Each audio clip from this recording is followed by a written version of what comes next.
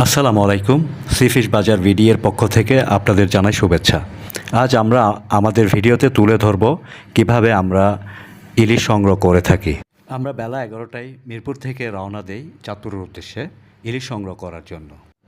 আমরা একটু পরেই মেঘনা ব্রিজ অতিক্রম করব। আমরা এখন মেঘনা ব্রিজ অতিক্রম করছি। মেঘাচ্ছন্ন আকাশ, মৃদু হাওয়া, মাঝপথে প্রচণ্ড বৃষ্টি, খুবই সুন্দর লাগছে। আমরা কখনো আশা করিনি এত সুন্দর একটি বৃষ্টি উপভোগ করব।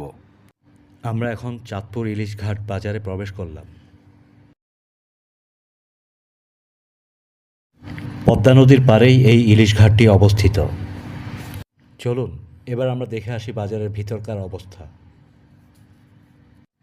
বাজারে ঢুকতেই আমাদের চোখে পড়ল পদ্মার রূপালী ইলিশ। আমরা দেখতে পাচ্ছি ব্যবসায়ীরা এখানে সারিবদ্ধভাবে ইলিশ সাজিয়ে রেখেছে।